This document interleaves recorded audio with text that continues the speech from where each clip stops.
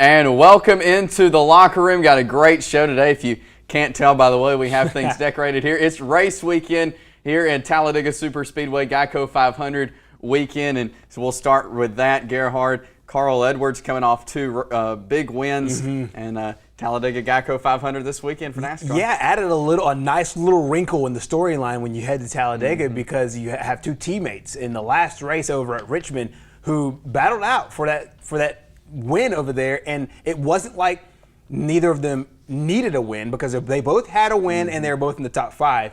And you saw how Carl Edwards aggressively pushed his teammate Kyle Busch out of the way. Kyle Busch is the defending champion. You know, of course, Carl Edwards wants to get out of the rut that he's been in and win a championship. It's really funny to see all the storylines play out before Talladega, and then of course Talladega is its own beast altogether. You know, Carl Edwards is one of those drivers that you don't always see do great at places like Talladega. Right. Who's going to step up this weekend? Is there a chance for Edwards to have a good showing at Talladega? I think so. In the past, he's been solid, but we've seen guys like Brad Keselowski have a lot of success at Talladega, and I expect him to do the same. We've seen guys like Dale Earnhardt Jr., who is the defending champion at Talladega, and who's got a little history of his own. Because last year, when he raced at Talladega, he became the guy that tied Jeff Gordon for six all-time wins at the Superspeedway. Now Jeff Gordon's out. His dad sits with 8 wins. He's got 6. If he can now get another one, move himself into 7th place, I think that's number one. Is obviously what the fans want because there's an overwhelming number of fans of Dale Earnhardt Jr. At this track, as of many tracks that are around the country.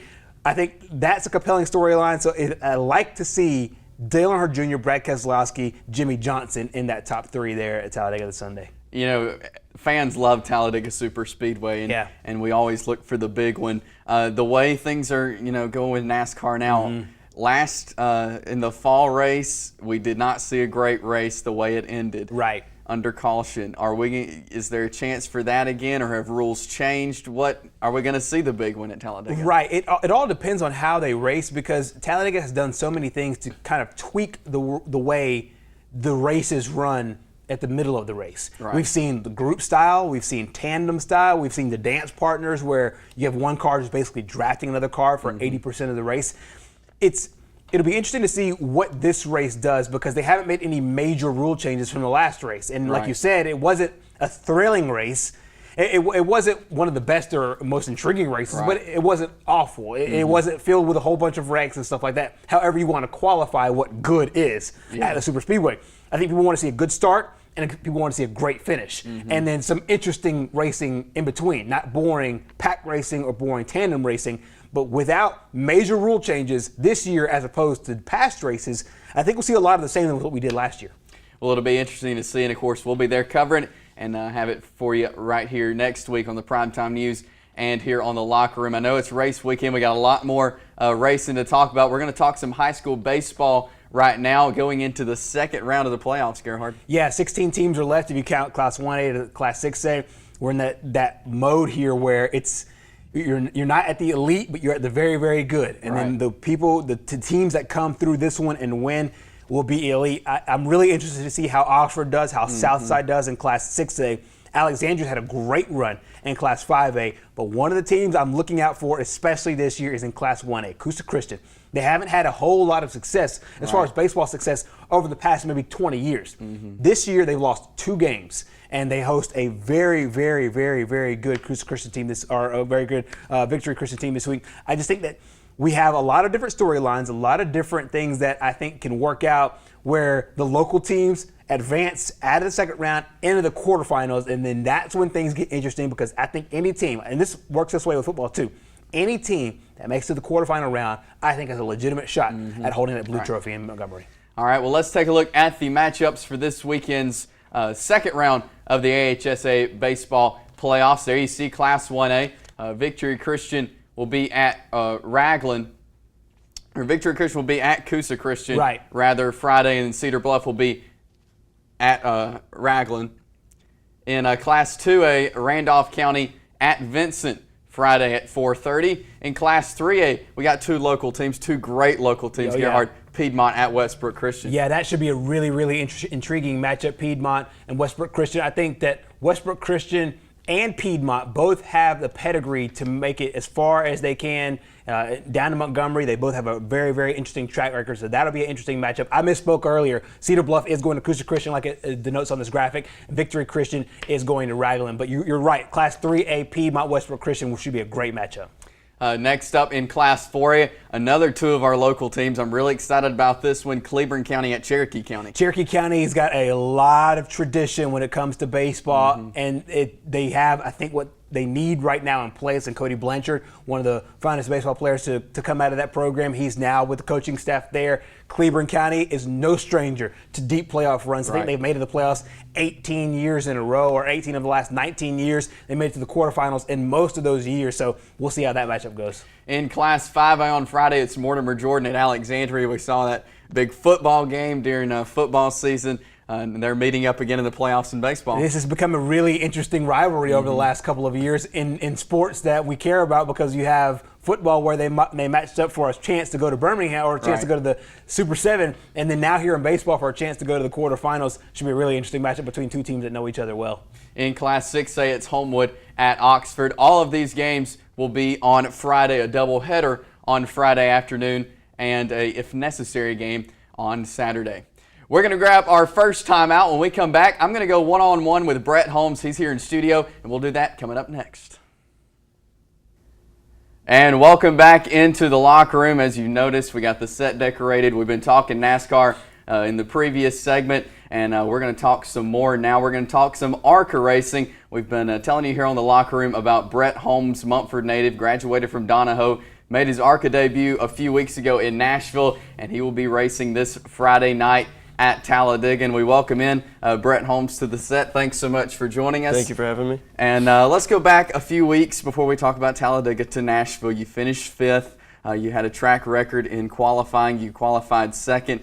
Talk about your ARCA debut experience. Yeah, we had a really good weekend, honestly. I mean, working with Grant and GMS Racing, they did a great job and provided me a good car, and that's what it takes to be up front in those races. And we qualified well, ran in the top 5 all day, and I think it was a really good debut. I think we had a better car than, a better finish than what we really wanted. We were expecting at least a top 10 out of it. We get, squeezed out a top 5, so it was a really good weekend. Talk about some things maybe you learned during that first race that you can carry on to this week. Just getting comfortable in an ARCA car. I mean, I'm so used to racing late models and smaller cars and that. Just being comfortable inside it, knowing how it's going to react when I steer or do anything different. That's just all part that's going to help in Talladega, is just being comfortable. It's race week in Talladega. I know you're from Mumford, right down the road. Talk about what this means to come back and race at your home track. I can't explain how much this means. I mean, I spent about 7 years of my life racing right across the road at the dirt tracks and go-karts and stuff like that, and it just means so much. I'm so blessed to get this opportunity to race in this level of racing and at that caliber of a track. I hope I can leave my name there like I did the dirt tracks, when we were winning there, and hopefully I leave a little part of history there. Grant Enfinger, who is your crew chief in Nashville, will be back this week. He won the ARCA Series last year. Talk about what it means to have him a part of your team to help you out. It's great. It's so easy to work with Grant because he's been behind the wheel so much and knows so much about these cars, and we work really well together. We've built a really good relationship, and he won Daytona Super Speedway last year, so he has a lot of Super Speedway experience. So I really think that's going to pay off and help me a lot for this race. As a racer, how do you approach on race week? What do you do to approach the race on Friday night? Well, to be honest with you, I'm a little nervous about it right now, just because there's so many of my friends and family going to be there, and it being live on TV. I've been trying not to think about it too much, but Talladega, anything can happen. It's just mainly about avoiding the wrecks and being up front the whole time. I'd rather worry about losing positions than worry about trying to get up front. So I want to qualify well. I want to be up front all weekend, and I think we can get a win.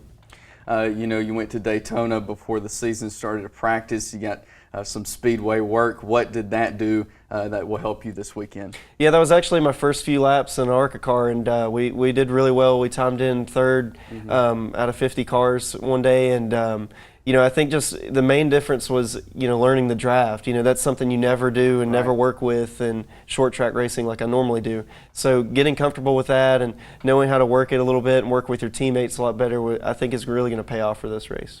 What are some differences in the tracks from Nashville to Talladega? I know it's totally different, but what are some major differences that you're going to have to deal with for this week? Right, like I said, it is nothing compared to a half-mile track. This is one of the biggest tracks in the world, and it's just having to adjust to be so easy on the wheel, and your driving style is so much different from these short tracks. It's going to take a little bit getting used to, but I think we're prepared for it.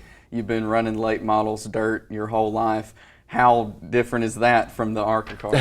We've been transitioning a lot from different series and different levels of racing, but I think I've came along well. I think I've adjusted to different cars well, and all that has helped me get to this point. All those driving styles and stuff like that has helped me at this point. Getting a little bit of dirt experience, knowing how to counter steer, and build like a local relationship at Talladega.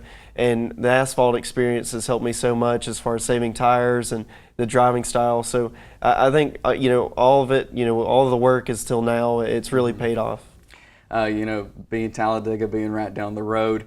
Talk about, I'm sure you've been going to races there your whole life. Talk about some people you may look up to that race at Talladega that you're going to, get to be with at Talladega this weekend. Yeah, I've been going there since I was a little kid or watching it on TV until I could get in the pit area. But I try to make it to every race down there, and it's really great. We have a really good relationship with Carl Edwards and Kenny Schrader, and both who have had wins there before. Kenny actually won his first ARCA race at Talladega, so I kind of want to do the same. Right. So I've talked to them a little bit about how they can help me and benefit me, and they'll be there that weekend. So I'm going to talk to them some more and see if I can pick up on anything. Equipment is a big part of racing, the car and everything that goes into it. What are things you do? Work on the car week before the race? There's a lot that goes into it in super speedway cars. They're completely different from our short track cars. They have a different body, and you have to do so much work as far as aerodynamics go because we're going so much faster. So there's a lot of work and a lot of tedious work put into working on the super speedway cars to get every little bit you can out of it, because every little bit makes a difference. Practicing at Talladega, have you done that yet? When will you hit the track for the first time? I haven't made a single lap around Talladega yet, but we'll practice early Friday morning around 8 o'clock and get about an hour and a half practice session, and then the rest in the qualifying and the races that same day. Daytona and Talladega, I know they're both super speedways.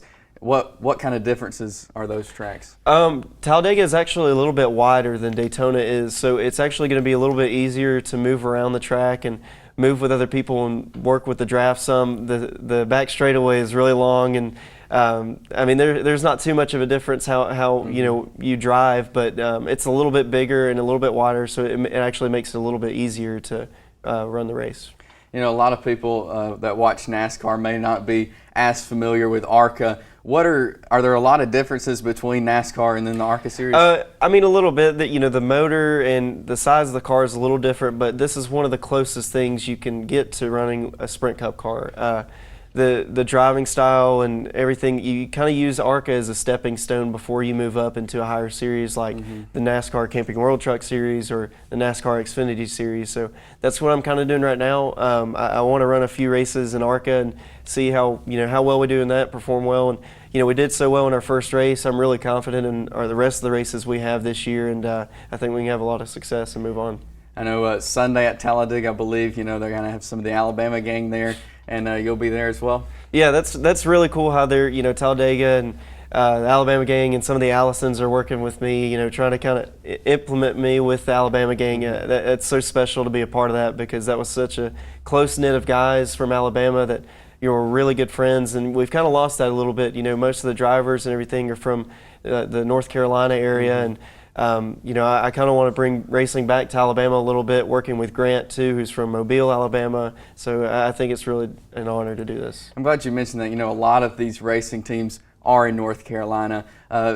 Is it hard not being a part of that whole group and being there and having your own deal here in Alabama? Yeah, it is a little bit harder. There's still a lot of traveling and logistics that go into it, because we have to go up to North Carolina for some reasons, because that's where a lot of the shops and equipment are. So, but we're still running it out of our shop in Munford, Alabama, and that's that really means a lot to be able to do that. I mean, we've done that ever since I've raced go-karts. So still being able to do that and, bringing racing back to Alabama is really cool. Well, Brett, good luck to you this weekend. Thank you so much for joining us. We cheer you on as every week here, and good luck to you. Thanks for joining us. We'll be back with more on The Locker Room in just a minute. Back here in The Locker Room, Gerhard and Chase here, and we just spoke with Brett Holmes, driving in the ARCA race in the General Tire 200 Friday night.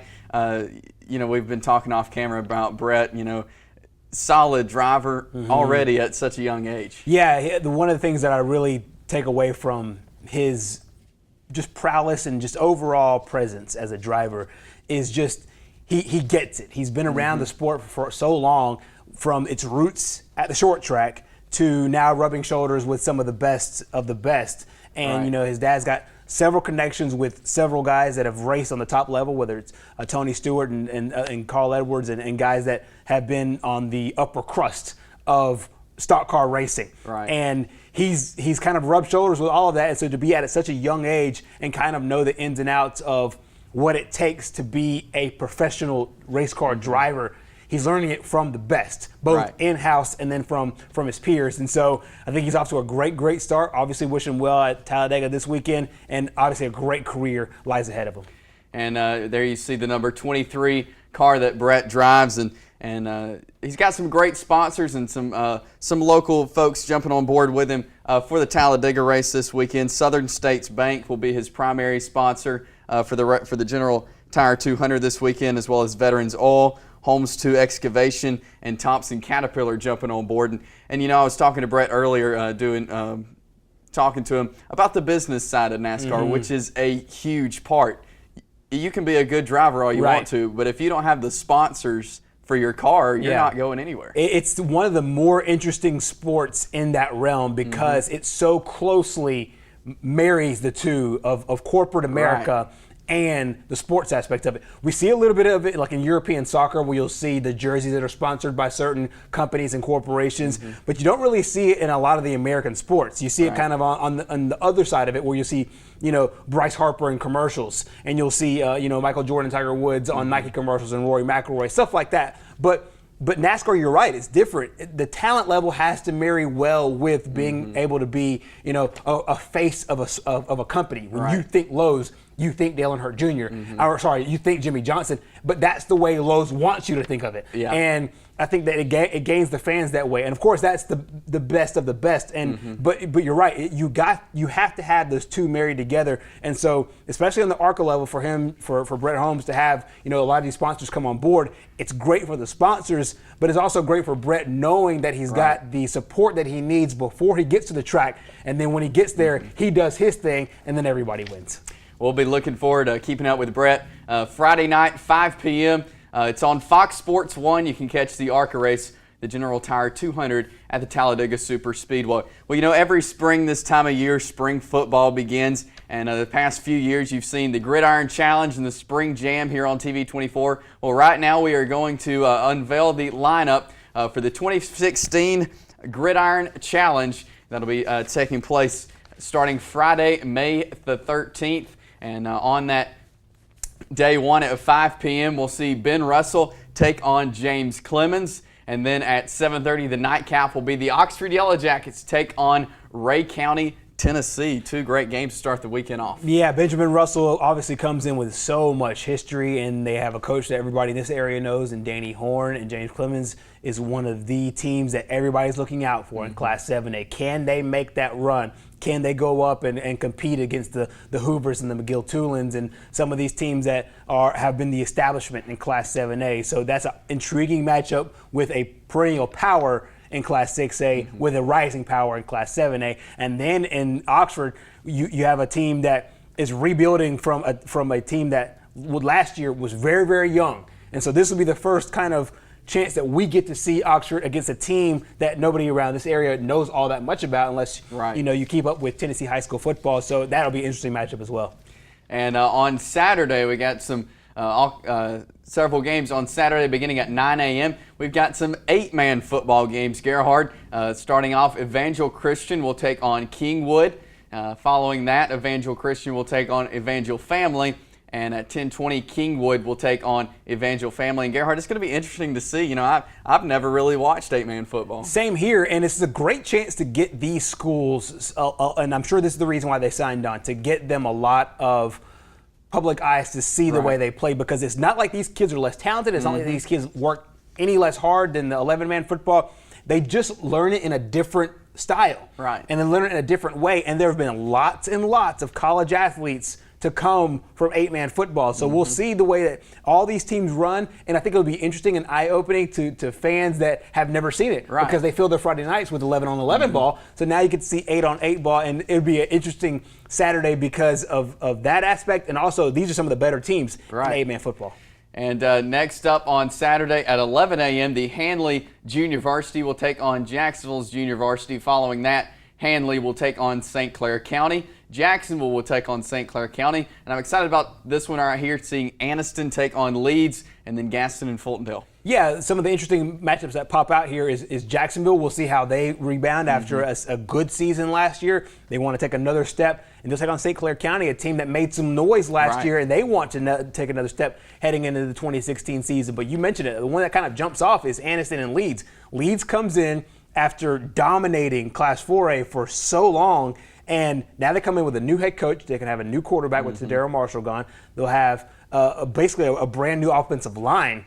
And so we'll see if they could reclaim that dominance. And then Anniston dropping down from 5A to 4A this year, this will be the first test to see how Anniston matches up against 4A ball. And then Gaston and Fultondale, these teams have been in the playoffs several times, several years in a row. It'll be great to see Swain Morris back at JSU. You know, one thing about Anniston, we saw their offense kind of pick up as the season went on. After the Alexandria win, you saw it pick up. I'm excited to see where they are at the spring. And it'll be a great litmus test to find out where they are and see if they can kind of catapult the second half of last year into the first half of this year. And of course, now being in Class 4A brings up an interesting matchup there with the Green Wave.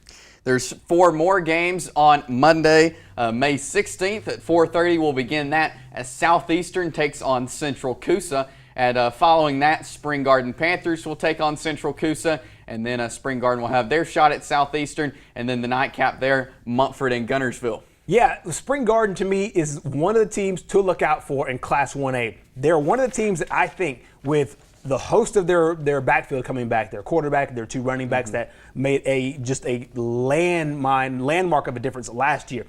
It'll be interesting to see the way they play against the teams that they're set up against, Coosa Christian and Southeastern. But Mumford is the team that surprised everybody last year with first-year head coach, a quarterback that's now back in Avery Harris. Mumford is going to be one of those teams where at the beginning of the season, I will not be surprised if they're a top 5 team in the state, and a great matchup against Gunnersville here in the spring game.